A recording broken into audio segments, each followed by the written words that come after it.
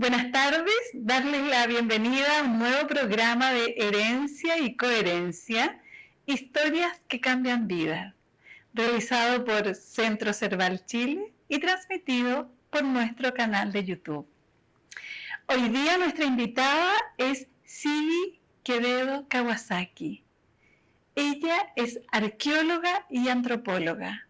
Es una de las mujeres pioneras en esta disciplina en nuestro país. Como investigadora y docente, realizó un importante trabajo con las culturas prehispánicas del norte y centro de Chile. Hoy, luego de múltiples formaciones, ha estado dedicada a su centro de terapias holísticas en Olmué. Sibi, gracias por viajar a esta entrevista. Es un gusto tenerte con nosotros hoy día. Para mí también. Muchas gracias por la invitación. Sí, aparte del agrado de tenerte acá con toda tu trayectoria, me encantaría comenzar preguntándote cómo accediste a la vocación en términos de trabajar con la arqueología. Yo quería ser psicóloga. Ajá. Y entré a la Universidad de Chile a estudiar el primer año del 63. 63. Y ese año la Universidad de Chile quería instaurar el propedéutico. Entonces varias carreras convergían durante un periodo de 2 años y después uno decidía especialización. Perfecto. Resulta que esto era el pedagógico. Resulta que ese año tuvimos psicología del niño y del adolescente y no me acuerdo qué otra de especialidad. Y bueno, jóvenes, 18 años todos, con ganas de revolverla ahí, dijimos, bueno, entonces no va a poder ser sociólogo, filósofo o periodistas que eran, porque ya la malla ya estaba muy cargada. Bueno, entonces hicimos bastantes movimientos. Ajá. Y el director dijo, bueno, vamos a probar primero si tanto quieren ser psicólogos, si sirven para esa carrera. Y me hizo un test a todos los 30 y tantos que eran. ¿Ya? Quedaron 3. Oh. Todos los que estábamos ahí, yo ya había probado el curso, me costó mucho ingresar porque yo vivía en Viña y me tuve que ir sola a vivir a Santiago, etcétera. Etcétera, claro. En esos años complejo. No era tan fácil como hoy en día. Sí. Y entonces yo dije, como dicen los niños hoy día, Nica que vuelvo fracasada a mi casa. Y alguien dijo, se abrió arqueología. Se abrió arqueología. No había pensado en arqueología, pero me seducía porque es aventurero y eso, y es una parte de mí también. Y me cambié. Llegué muy, muy contenta a mi casa. Terminé el primer año, pero me cambié a arqueología. Resulta que era una carrera que no estaba constituida, pero nosotros no entendimos mucho cómo Y entonces el 3 de diciembre, no me olvidaré nunca de eso porque prontito era mi cumpleaños, ¿ya? Vamos a dar nuestro primer examen, éramos como 4, todos los otros venían de otras carreras y la gran mayoría, que no éramos muchos, hemos sido 10 o 12, los constituían historiadores que venían, entre ellos Lautaro Núñez, todos grandes grandes personajes, sí. Y nosotros éramos mechones, bueno, y no estábamos inscritos en nada. Pero en esa época no era muy difícil, entonces bueno, nos inscribimos, yo lo hice en licenciatura en Filosofía, Convenciones para Historia y Arqueología, y esa fue la salvación. Okay. Entonces todas las primeras generaciones, los primeros arqueólogos, tenemos esa denominación. Perfecto. Lo malo es que había que estar inscrito en una carrera, entonces me inscribí en la licenciatura de Filosofía, pero además esa estaba tambaleando también, entonces tuve que meter después Historia y Geografía, pero hice la parte de Geografía. En un momento estuve en 4 carreras simultáneas. Pero eran otras épocas y a mí me gustaba estudiar, no fue tan complicado. Pero entonces tuve más vasta, y eso lo agradezco en cierta manera, de cierta medida, que tuve una educación súper privilegiada, donde la universidad nos otorgaba todas las facilidades. El que quería, podía. El que quería, podía. Y decía, bueno, yo quiero aprender de esto, bueno, si se la puede, ingrese. Dele, claro. Y después me metí a topografía en la noche para poder costear la carrera. Ya. No era cara, no nos cobraban, pero sí los insumos.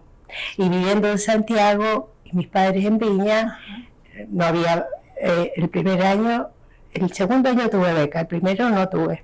Así que había que trabajar como lo que fuese para mantenerse. Sí. Y sí, ¿de dónde vienes? ¿De dónde vienes? Nací aquí en Santiago. Ya.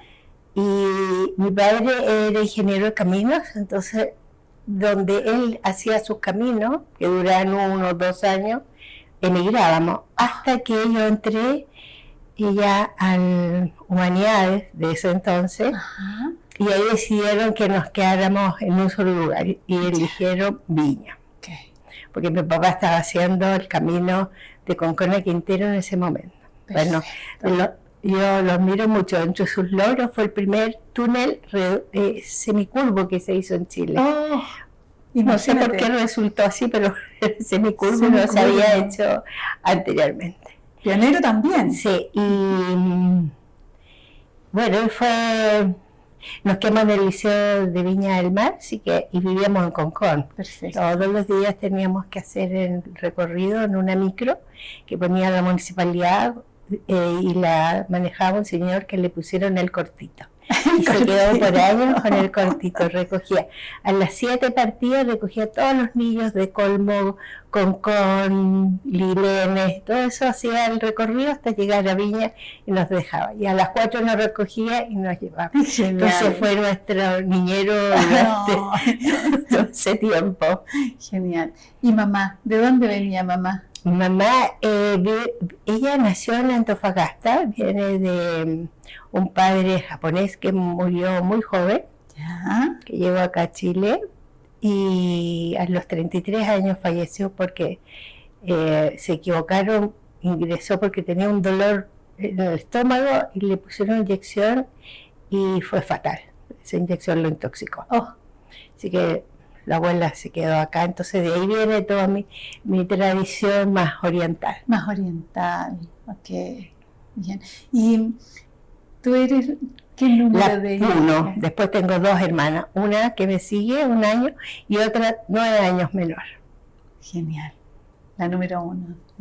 ¿Y cómo se vivieron tus padres esto de tu ingreso a la universidad y en esta diversidad, ¿no? Sí, y en esos años, yo a los 15 años tomé la decisión de ser independiente y irme a mi casa. ¿Ya?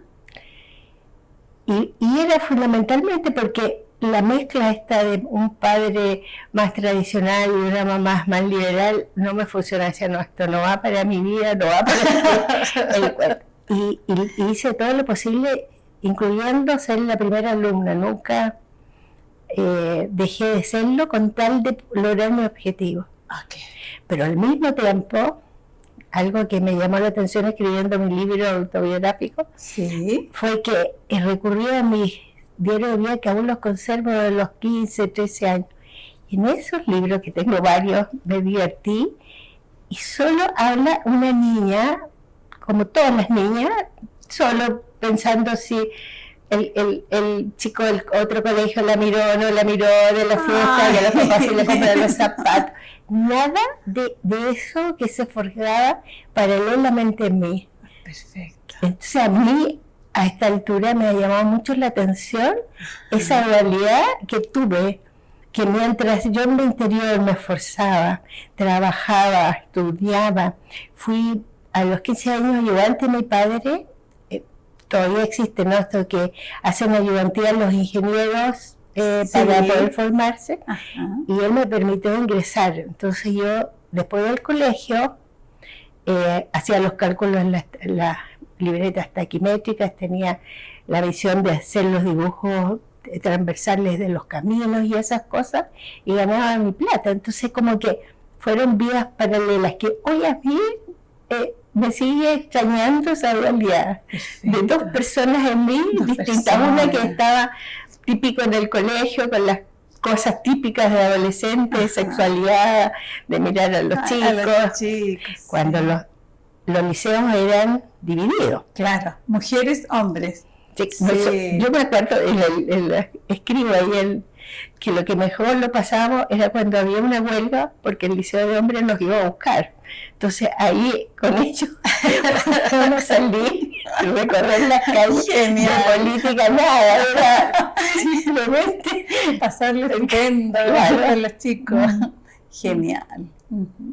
Y la salida del colegio, cuando saliste del colegio, ahí yo tomé la decisión, y también ahí dije yo, esto me lo tengo que tomar en serio. Bueno, la vida me lo he tomado todo en serio. Seguro. Como que bien profundo. Seguro, sí. A pesar que la superficie salga solo la punta del iceberg. Claro, como pareciera. Y entonces tomé la decisión el último año de cambiar mi nombre a Sibi.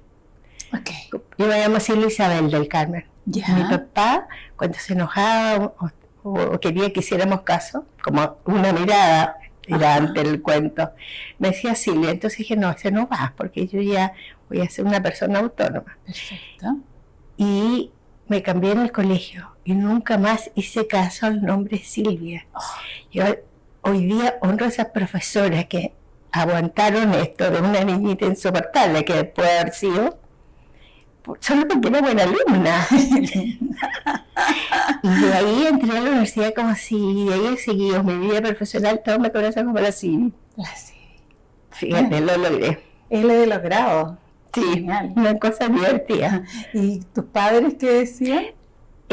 Como era buena alumna, mi papá nunca puso obstáculos. Okay. Y mi mamá, que quería también una vida de aventuras, pero nunca se arriesgó ni nada, entonces... Y veía que era correcta y hacía las cosas y estudiaba, que era lo fundamental. Ajá. No me puso obstáculo, al contrario. Genial. Sí, fueron en eso, me cooperaron harto. Perfecto. ¿Y ellos luego te llamaban Sibi? Sí, todo. Nunca más. Nunca más. Si alguien pronunciaba Silvia, no era yo. Perfecto. Perfecto. Sí, fue algo importante. Sí, importante para mí, sí. Y que lo había logrado sin mucho esfuerzo, sin violencia. Sí. Exactamente. ¿Y cómo derivaste finalmente en la arqueología? Bueno, ahí me hice arqueóloga, terminé, y empezó una vida bien fascinante de aventuras, porque éramos costó mucho sacar la carrera, tuvimos que trabajar mucho. Seguro. Gracias a un profe, el Mario Orellana, que fue un visionario en ese sentido, porque luchó hasta que sacó la carrera. El año 70 y tanto, recién salimos los primeros. La primera generación. Por ejemplo, Carlos Aldunate, que fue hasta hace poco el director del Museo Precolombino, tiene lo mismo. Fernanda Falabella, la María Teresa Planella, o sea, toda esa semilla, esa camada. Y de ahí buscamos especialidades. Y yo como arqueóloga ingresé, todo el 70, antes entré el 65 al Museo de Historia Natural. Ya. Porque Grete Monni tenía idea de formar un semillero Grete Monni, la directora del museo. Perfecto. La primera mujer directora. Primera mujer. Ella es austriaca y venía huyendo de la guerra, pero tenía ya doctorados que logró sacar en Austria y después se especializó en egiptología y llegó al museo y lo transformó y quiso que fuera un centro realmente de investigación de excelencia y lo logró. Perfecto. Con la ayuda de Juan Gómez Millas, que era el rector de la universidad. Él le dio también alas para eso. Entonces formó a mucha gente que ellos encontraban que teníamos las condiciones para lograr ser buenos investigadores. Perfecto. Y entre eso ingresé yo. Entonces fue una época maravillosa de muchos compañeros que son hoy día grandes investigadores, todos formándonos, siendo muy jóvenes, 19, 20 años, 21, y creando carreras. Bueno, y ella me dio alas ahí, estaban todos los muertitos, los esqueletitos, las momias por ahí, nadie se había preocupado mucho. Y yo dije, esta es mi misión, porque yo antes quise ser médico, pero encontraba que el dolor ajeno me conmueve mucho, entonces no tenía la capacidad de abstenerme a eso, ser como un cirujano frío que... No tomar distancia. No, por una. Y la sangre también me perturba. Yo dije, no va por ahí. Entonces, psicología unía como esta cosa social y de terapeuta, que por eso entré, y bueno, también por mis propios conflictos, porque claro, entiendo que elegí psicología porque estaban estas dualidades y yo quería entenderme, quería entender el mundo, quería entender qué pasaba dentro de uno, en fin, muchas interrogantes. Y de ahí me gané una... porque ahí me casé, 60 y tanto, y tuve hijas, Dos hijas. Dos hijas tengo. Y no existían las cunas ni nada. Nada. Porque cuando le conté a la Grete Mosny que me casaba, casi se murió, porque ella tenía todo este panorama de jóvenes talentos, pero sin matrimonio. Sin nada, no. Aséptico. Y yo le prometí que eso no iba a suceder, que iba a seguir, que de verdad yo estaba dispuesta. Me dijo, primero hay que probarte. Y me mandó un mes cavar Arica. Yo le dije, esto va en serio. Yo quería ser mamá. Quería ser madre. Y en esa época era muy complicado pensar ser mamá soltera. Seguro. Las ayudas, en fin, fue muy complicado. Entonces acepté casarme. Y no es que el matrimonio tenga algo, sino que esa como la cosa tradicional no me encajaba, no me va. Y desde la cuna no te encajaba, ¿no? Desde mis ansias de libertad absoluta, no quería que nada me amarrara en la vida, a no ser que fuera por mi gusto. Por ejemplo, en el estudio he estado demasiadas horas sentada estudiando. Sí, me he especializado en no sé cuántas cosas y me gusta estudiar. Pero no por obligación, no por una imposición cultural o social. Por opción. Bueno, me casé, me embaracé. Y como no había, la llevé a la María José a los 45 días, porque antes eran 45 días por natal.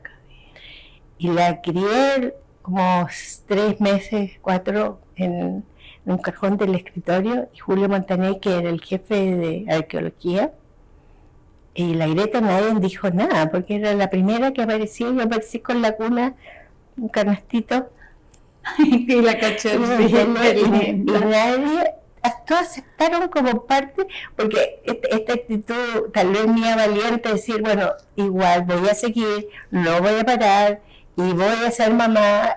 Si las araucanas y todas las indígenas que estudian dan con los hijos a cuesta, ¿por qué yo iba a hacerlo? Una anécdota, todavía nos ponían cursos y cursos para poder certificar esta carrera, y ella hicimos, yo tengo 30 y tantos, o 36 o 38, conté el otro día, cursos anuales en la universidad, entre las distintas carreras. Y había uno que tuve que hacer, se llamaba geomorfología. Y era una hora que yo no tenía quien me la cuidara. Entonces me iba con ella a clase, le daba de mamar, en el pedagógico hay unas escaleras así media escondidas, y me encerraba, le daba a mamar, y entraba con ella ya bañada, mudada, comida, listo. Y el profe al final del año me dice, sí, venga a hablar conmigo, me dice, porque o mis clases son muy aburridas o usted pichicatea a esa niña. Con puras ganas de terminar la carrera, no perderme sus clases. Era un profe francés maravilloso. Y después apareció la Andrea muy prontamente y ella ya no podía con dos. Seguro. Un rato estuve y un día vi a María José, que ya empezó a gatear y pescó un hueso. Yo dije, aquí llegó el límite, esto no, los huesitos eran de mi no, este límite no puede. Mi mamá me cooperó y ahí supe de la primera sala cuna en la Universidad de Chile. 69, por ahí, 70, por ahí debe haber sido. Pero para ingresar me tenía que cambiar yo a la universidad. Entonces postulé a Antropología Física. Perfecto. Como ayudante de Juan Monizaga. Y la gané. Pero yo no tenía tanta especialización, entonces decidí especializarme. Bueno, el profe tampoco, porque no existía, ¿no? Existía. Todo lo fuimos creando, así fue muy lindo eso. Ir construyendo, ¿no? Y el profe era genial, no le gustaban mucho las ayudantes mujeres, a él le gustaban los ayudantes hombres. Se encerraba con unos jóvenes de biología y se encerraban a ver las cosas de las momias. Yo a cada rato iba y golpeaba la puerta y le decía, don Juan, les traigo el cafecito. Y era solo para copuchar qué miércoles hacían, dónde guardaban los libros. Muchas veces ingresé a la mala. Así como bueno, y así fui aprendiendo a costa de harto, pero nunca me sentí, ¿cómo te explico? Como una aventurera. Bueno, esto es como este mundo que ellos quieren, ¿no? Que lo respeto, no se puede hacer nada, pero yo no me voy a quedar afuera. Yo no me voy a quedar fuera. Ajá. Y así me fui especializando en esto. Ajá. Y en ese momento el jardín infantil que se hizo en el pedagógico, eran casitas prefabricadas. Hicieron como 4 o 5. 2 eran de antropología física y las otras eran para los niños. Pero estaban todos en el jardín, en el pasto, en un lugar bien idílico. Sí. Y entonces, como ellas no tenían control de esfínter todavía, yo me comprometí a ir a mamar, cambiar los pañales y todo eso. Entonces íbamos todas las mañanas y nos íbamos a las 4 de la tarde a la casa. Y entonces se hacía mi vida y se la sentía llorar, iba a partir. Ay. Y entonces ellas han vivido muy unidas conmigo en esta cosa de la arqueología. Segura. Sí. O sea, no tenía mucha opción por lo demás, ¿no? Pero le busqué la vuelta de cómo poder seguir y continuar. Okay. Y ahí a mí me surge preguntarte cómo de profundizar el significado de ser mujer en esa época, en esa carrera que era muy masculina, ¿no? Sí, hay anécdotas muy divertidas. Las primeras que fuimos con Mario Orellana nos llevó al Salado, ¿ya? Un lugar que se llama Salar 3. Iba Lautaro Núñez, por supuesto, como te digo, los Osvaldo Silva, todos estos que han sido, pero culminan en nuestra historia en la Universidad de Chile, como los profes más destacados. Era Mario Rivera, que ahora está en Estados Unidos, y eran muy pesados, porque había diferencia de edad, ellos estaban en 4º año y nosotros ingresando en 1º, y en esa época se nota mucho. Mucho. Y bueno, igual nos arreglábamos para hacer con cosas como podíamos, en la higiene, dormir en una carpa sin ninguna comodidad, sin ninguna preparación, que zapatos, ni nada. O sea, uno llevaba un chalequito pero era tan fascinante que hacíamos nuestra vida. Igual. Sí. Ajá. Así como nada nos va a detener, ¿no?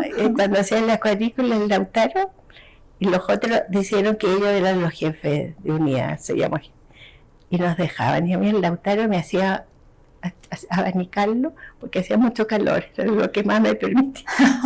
Era muy pesado. Pero lo tomábamos como un día y nos tocaba cocinar.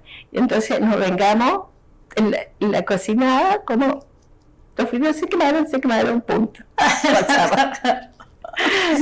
Era genial.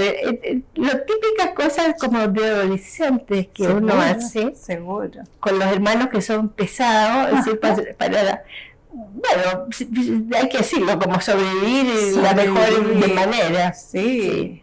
Pero yo creo que todas esas cosas, a mí en lo personal y también a mis compañeros, uno las hace fuerte. Sin duda. Sí. Sin duda. Porque está esta cosa como de, no hay nada que me vaya a detener.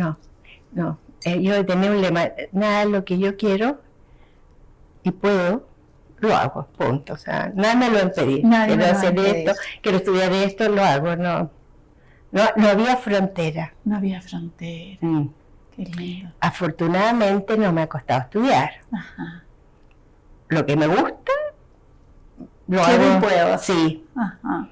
Bien. Y bueno, pasé toda la parte del 70, 73 en la universidad hasta el 76. Ya. Ahí había, porque estábamos también al lado de psicología. Okay. Y éramos como 40 académicos en los distintos sectores y quedaron como 4. Y en ese momento yo dije, esto no va acá. Y ahí me volví al museo. Ya. Claro, y en el museo, cuando ya tenía bien claro para dónde iba mi línea, me decidí cómo yo cuidar las momias y los huesitos, y para eso había que crear un laboratorio. En ese momento existía el Museo de Arica porque tenía momias, pero no era un laboratorio como tal, no existía. No existía. Juan Munizaga en la universidad tenía uno, porque también llegaba material, pero no era un laboratorio como tal, era una pieza que con los libros, instrumentos, pero no era como tal. Y yo decidí crearlo. Perfecto. Y le dije a la Grete, yo me voy a hacer cargo, voy a crear la disciplina acá en el Museo Natural. Y la Grete siempre tuvo fe en mí como en los otros compañeros, y nos dejaba hacer. Genial. En tanto y en cuanto uno cumpliera. Si no cumplía, se retiraba la confianza. Claro, si uno cumplía, ella daba alas. Y entonces yo lo empecé a creer en toda mi imaginación. Y me apoderé de un espacio del museo y ahí empecé a crearlo. Y dije, bueno, ya tengo todo esto más o menos arreglado, distribuido, besones, en fin. Y un compañero que era argentino, Alberto Cosiló, venía de Río Cuarto, la Universidad de Río Cuarto. Él era biólogo, pero especialista en antropología física. Y como biólogo y matemático, solo veía la morfología si se transformaba en número, o fórmula. Okay. Yo soy morfológica, soy capaz, por ejemplo, me hacían los alumnos, siempre me hacían bromas, me pasaban un cráneo a otro lugar que era uno del norte, otro del sur, y yo llegaba y decía, ¿quién cambió todo esto? Tenía una habilidad de reconocer la morfología del... Sí, qué lindo. Entonces hicimos muy buena dupla. Y él dijo, durante un año, dono $50 en el año 70 empezamos esto.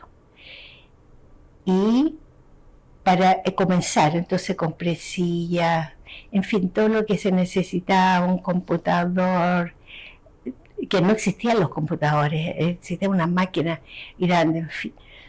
Y logré crear, entonces, pero para que fuera hacia el mundo, me bajaba a la biblioteca, estaba la Elizabeth, que era una biblioteca maravillosa, y me tenían los nombres de los distintos centros del mundo. en el tiempo de la máquina de escribir, Underwood. Claro, como con taquigrafía. Y nos daban, era pobre el museo en esa época, nos daban al mes un lápiz Bic, un confort, no existían las toallas Nova, y un croquis de estos, se llamaban fiscales, que eran amarillas las hojas. No. Y teníamos cierta cuota para mandar cartas, porque era correo. Y entonces yo me empecé a hacer una campaña, a juntar quién no mandaba carta, para yo robarme literalmente esos cupos. Bueno, les pedía y decía, bueno, ayúdame. Ya. Y empecé a escribir cartas hacia los distintos centros. Se ha creado el laboratorio, todo esto es la imaginación pura, ¿no? Ya. Se ha creado el laboratorio de antropología física, y tenemos tales y tales colecciones, aceptamos intercambio, en fin, tanto de investigadores que vengan, o invitaciones, tales colecciones se pueden estudiar. Y empezó el mundo a responder. Yo así me quedaba en la libreta igual. Genial. Y así logramos un laboratorio, pero bien espectacular. Sin duda. Después hicimos más ambicioso, nos juntamos con la Universidad de Chile, el Departamento de Genética. Ya. Hicimos alianza y formamos un centro de estudio para Sudamérica. Y entonces invitábamos a jóvenes, como éramos casi nosotros toda la misma edad, a formarse durante 3 meses como en una pasantía. Perfecto. Sin un peso, pues. Un peso, claro. Venía y lo alojaba en mi casa, y entonces hacíamos el almuerzo, la comida, llevamos la comidita y trabajamos. Pero después de eso tenía que salir un paper. Perfecto. O sea, un escrito de lo que hacían. De la investigación. Mucho. Entonces se fue ampliando, creamos sociedades ya en el año 80 ya estaba yo, ¡puf!, arriba. En alza, sí, qué potente. ¿Y cómo así te viviste el periodo del golpe, la dictadura y todo eso? Estoy pensando en este recorrido. Doloroso, fue bien doloroso, ¿no? Porque a tantos compañeros los tomaron y uno decía, ahora me toca a mí. Al Mario Orellana también lo tomaron 2 veces. Y lo malo que en esa época, a mi juicio, lo que yo vi, es que se aprovecharon mucha gente que tenían amistad para decir, lo vi en tal reunión, o tal reunión fue tal. No fue como a lo indígena, una pelea limpia, ¿no? Peleamos y tiene que ser con las reglas claras. No, yo vi muchas cosas de esas. Y la parte más dolorosa que a mí me tocó fue que me pidieron del 76 en adelante el reconocimiento de detenidos desaparecidos cuando encontraban. El primer caso fue el Lonquén. Y yo era bastante joven para eso. Seguro. Y llegaban los carabineros hacia la casa, ¡pum!, tocaban el timbre, ya la llevamos, y uno no sabía ni a dónde, ni cómo, ni nada. Lo primero avisar a mi familia, la Greta, que si no aparezco el día, búsquenme. Y era ese el toque, ¿no? De máxima incertidumbre, ¿no? Sí. Sí. Lo de Lonquén fue una cosa que me marcó harto a mí, porque fue la primera, fue muy cruento, muy cruento.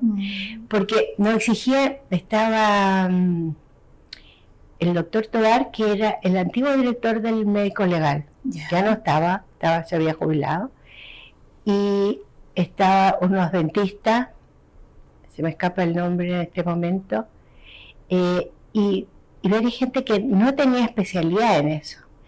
Entonces cuando ingresaron, cuando nos llaman, el director en ese momento a mí del médico legal me sentó en un taburete así, y me dice, sabemos que ustedes vienen de ideas de izquierda, pero también sabemos que es correcta. Entonces se queda, pero sin decir de qué se trataba. Era todo como en la incertidumbre. Misterioso, así como. Sí, entonces me llevaron a un lugar, me dice, sáquese toda la ropa, póngase este mono, y me llevaron por recovecos así hasta donde estaban los cráneos de estos 30 y tantos personas.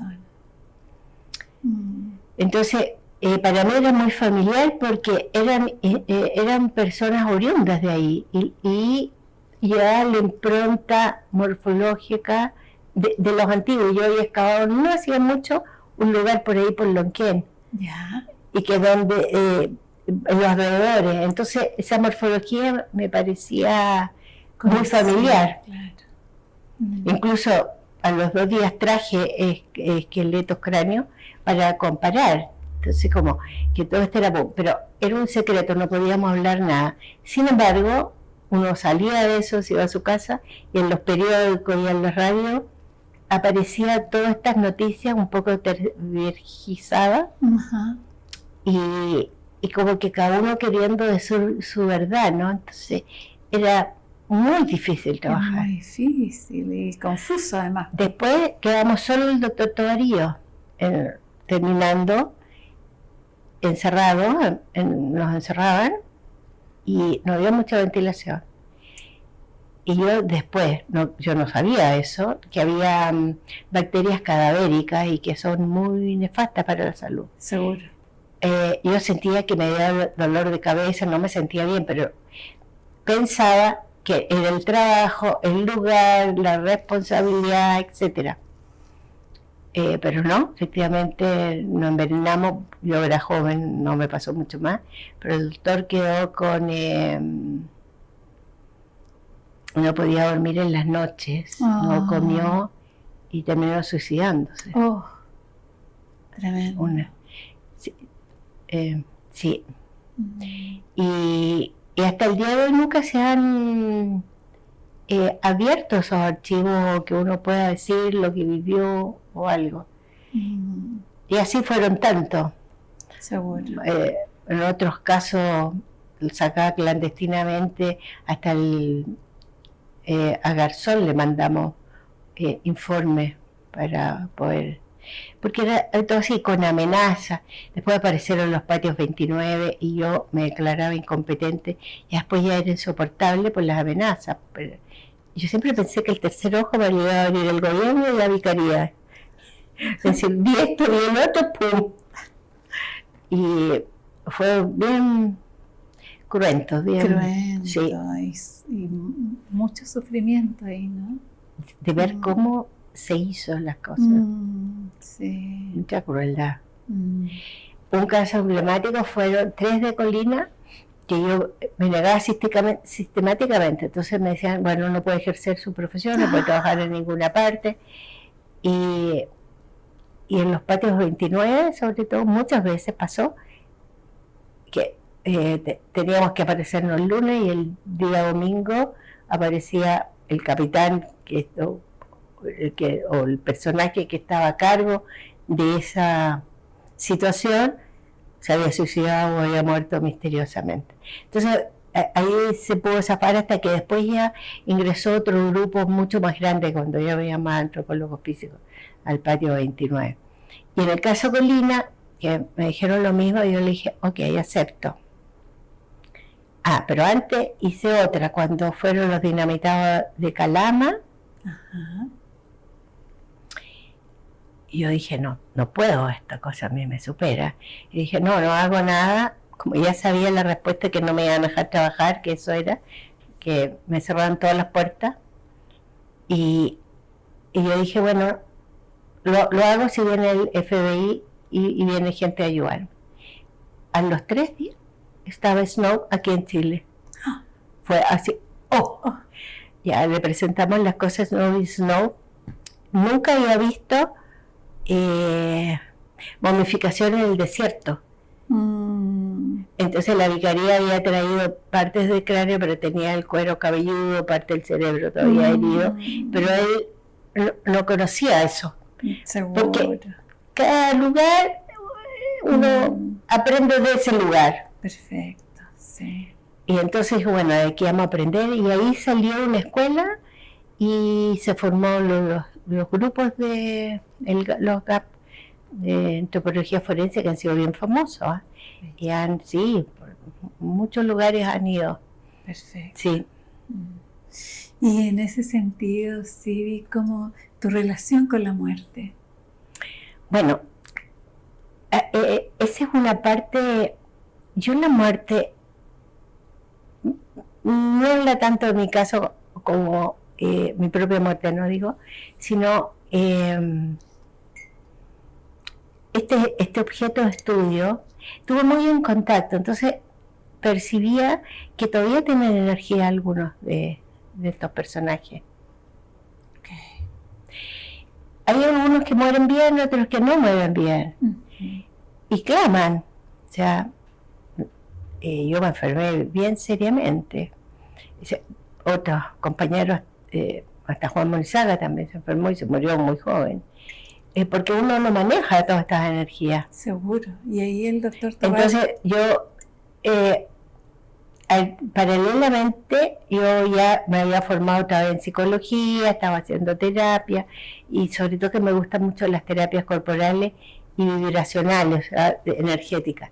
Entonces hacía mucho reiki y mis compañeras, mis colegas de esa área me cooperaron, entonces hicimos muchas cosas. En esa época estaba recién apareciendo por aquí estas terapias, entonces eran novedosas y había poca gente. Y entonces yo los invitaba y decíamos, tenemos que buscar medios de cuidarnos. De cuidarlos a ellos también, sí. Porque yo consideraba que si un arqueólogo saca un cuerpo, es su deber, después no puede sacarlo, dejarlo botado. Exacto. Porque esa persona por algo salió a la luz, tiene algo más que decir. Algo más que decir. Siempre yo he pensado en eso, sobre todo, por ejemplo, los sacrificios de altura de los incas, que me tocó el niñito de plomo cuidarlo, y que tienen una energía impresionante, increíble. Y después la vida me fue llevando a todos los que se han descubierto después, entonces sin querer empecé a transformar en una especialista en esa área. Ajá. De momificación congelada. Y todos tienen una historia que contar, uno cuando los ve es sobrecogedor. Seguro. Hay algunos que mueren mal y claman, pero mientras estén, yo cuando me fui me hice la promesa no irme hasta que todos estuvieran en una cajita, con su rótulo, con su identidad, digamos. Este es de, por ejemplo, el cementerio Laucho en Arica. El Laucho, época tanto, excavado portal, un individuo masculino, femenino, de edad probable, adulto maduro. Perfecto. En fin, y con toda la parte de conservación, lo mejor que se podía. Seguro. Y en esa cosa, no hay mucho recurso para la conservación en esa época, ahora lo hay, porque se creó la carrera. Uh-huh. Hay muchos especialistas. Pero lo hacíamos con recursos de los Fontecit. Me gané, tuve 15 años por el Fontecit. Súper. Bien. Entonces destinaba una parte de eso para poder ir, pedía donaciones, en fin, o sea, siempre me las ingenié para obtener recursos. Recursos, sí, sí, siempre, o sea, no pedía nunca plata porque sabía que era, me la ingeniaba para hacer en una oportunidad. Eso fue cuando volví de hacer mi doctorado, porque en el 85 me gané una beca OEA. ¿Ya? Cuando no se daban muchas. Seguro.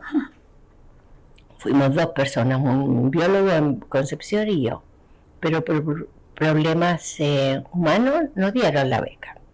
Pero yo en el 85 yo tomé la decisión de irme. Ya. Me separé en ese momento, estaba la cosa muy complicada. Yo había recibido amenaza por mis hijas y yo dije ya, está bien que uno haga las cosas, pero cuando compromete a la familia, ahí tiene que buscar manera. Otras rutas, ¿no? Sí, y ese año, bueno, dije ya, igual como dicen las otras cosas, me voy. ¿cómo lo voy a hacer? No sé si clandestina o no. Y medio clandestino me fui.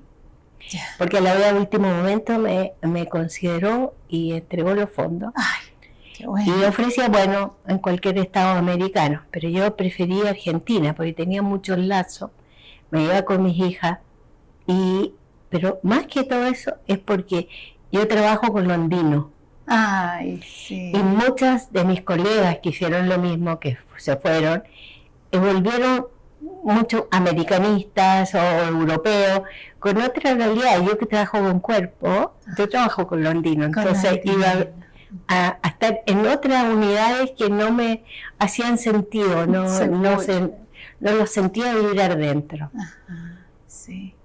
Y desde esa perspectiva, ¿qué significa la cordillera para ti? Sí. Bueno, fue de su majestuosidad. En el caso de esto, de que hayan elegido los incas estos sacrificios de altura de niños arriba, como que impresiona. Seguro. Esa ceremonia que lleva el niño a la Concagua, por ejemplo, que tiene 6.500 metros. El niño de plomo es 5.008. Subir sin ningún, con alpargatas de cuero, con coquita y no sé. Nosotros ahora forrados no sé hasta dónde, con primera, segunda, cuarta capa. Eso. Claro, a mí me impresiona todos estos rituales. Yo poco le digo de sacrificio porque yo creo que más de esas culturas, en esos momentos, en ese tiempo, eran ofrendas a los dioses. Que entregaban vida de acuerdo, pero no había un sentido como hoy hay homicidios o algo así, como quitar la vida por quitarla. Ajá. Tenía todo otra manera de ver, además los padres se sentían en esas culturas también elegidos para que sus hijos fueran allí. Seguro. Sí. Bueno, y estudiar cada detalle, cómo pudo haber subido, qué es lo que le pasó. Acabo de estar el año pasado en un congreso de momia, el último que se hace de esta modalidad, y ahí se presentaron los últimos avances en todos estos casos para entender cómo fue la muerte, cómo fue la sinergia entre el frío, las cosas que le dieron, la coca y eso. Entonces es muy interesante ver cómo la medicina, y hubo una declaración, que esa ciencia de momia ha crecido a la misma magnitud que la tecnología médica. Entonces se le hacen escáneres. Entonces todos los laboratorios quieren, como por curiosidad, saber, investigar, prestan sus laboratorios para hacerle estos estudios de última tecnología. Entonces fue así una puesta al día, decir, todo lo que hacen. Sí. Todo bonito. Y hace poco, el año pasado también salió una recopilación de 70 años de que se descubrió el niño de plomo. Un libro así de 3 kilos porque tuve que llevarlo que pesarlo. 3 kilos, enormes, con todos estos años que se han ido estudiando. Así que van quedando buenos informes, buenas interpretaciones de cómo fue todo este ritual, la crisis mortuoria, etcétera. Sí, intenso. ¿Y el amor, Siri? En medio de toda esta trayectoria, el amor. Bueno, el amor, yo amé al padre de mis hijas. Sin embargo, también él tiene una familia tradicional y yo creo que en ese momento de verdad quería como salir de eso. Yeah. Pero los mandatos culturales son muy fuertes. Fuerte. A no ser que uno tenga un ideal distinto y que luche por ello. Que esté dispuesto, ¿no? Así como a ser rupturista. Claro, y eso nos llevó por rutas distintas. Pero nos separamos cuando las niñas cumplieron 18 años, cuando ya terminaron el colegio. Y de ahí hice 3 años de celibato para entender el amor, o qué es lo que significaba. Okay. Como te cuento, tuve 15 años con Fondesit y decidí nunca más hacer Fondesit. Porque en casi todo había muchos hombres. Entonces me iba bien con los compañeros porque hacía mucho de mi formación como más oriental de hecho. Entonces era múltiple, hacía muchas cosas, pero con un desgaste tremendo. Claro, cumplir tantos roles. Seguro. Entonces yo me di un tiempo de reflexión. Bueno, allá, cuando llegué por mi currículum en la Universidad de Buenos Aires, no me hicieron hacer ningún curso. Yo dije, pucha, qué oportunidad, tenía que hacer la tesis nomás. Y dije, bueno, me meto a psicología. Pero desgraciadamente la UBA es una psicología distinta que a mí, conductual, psicoanálisis, no me va muy bien, me gusta la transpersonal. Entonces, no ingresé ahí, pero ingresé a todo aquello que fueran terapias corporales, vibracionales, y aprendí de flores, pero de frentón, sobre todo la corporal, toda la respiración. En fin, fue un tiempo de expansión, porque además estaba Alfonsín, estábamos en democracia, así que fue muy provechoso, muy provechoso. Y además, yo cuando estudié psicología, no existía el microscopio electrónico.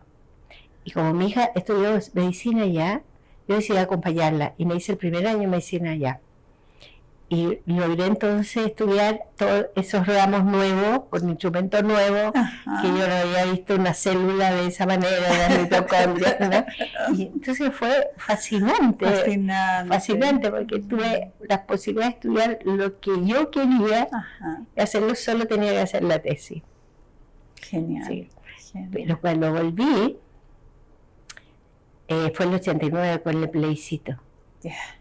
Que pidieron volver a todos los que estábamos fuera para votar.